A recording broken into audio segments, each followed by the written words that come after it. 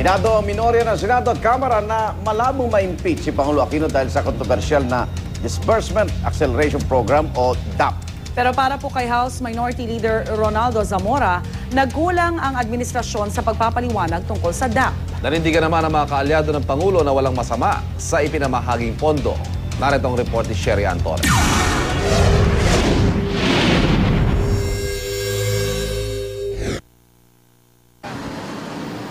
Mainit man ang mata ng mga kritiko ngayon sa Disbursement Acceleration Program o DAP na pinamigay daw sa mga mambabatas sa Department of Budget and Management, aminado ang mga taga-oposisyon. Sino mang magsulong ng impeachment complaint laban kay Pangulong Noynoy Aquino, malabong magtagumpay. We have a very popular president right now at siguro kung ano mang mga impeachment case ang isang palaban sa kanya, mahihirapang umusad. Ganyan din ang pananaw ng minorya sa Kamara. Ayon kay Minority Leader Ronaldo Zamora, hindi pa rin daw napapanahong hingin ang pagbibitiw ni Budget Secretary Florencio Butch Abad. No, I don't think we have enough to go and call for the resignation of Secretary Abad. I think you should give him a little time to explain.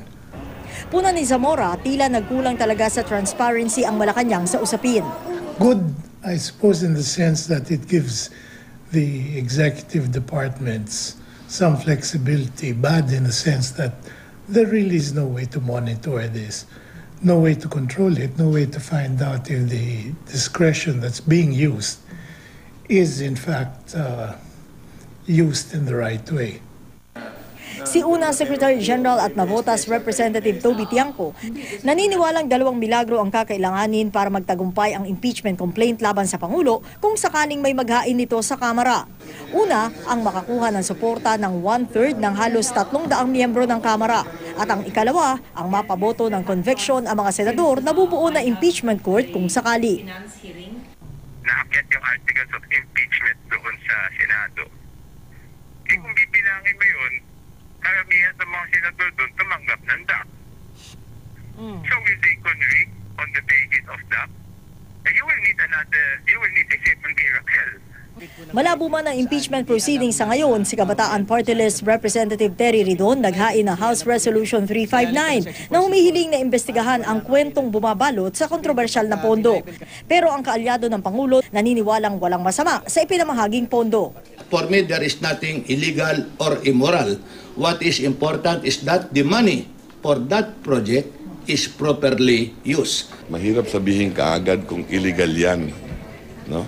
Kasi marami mga batas naman na nagsasabi na may poder ang Pangulo para realign, mag-realign ng budget at yung savings pwede mong i-realign for other purposes. Maraming ganun sa mga batas, di ba? The issue is using your power prudently as well. Di ba? At saka yung tamang budgeting.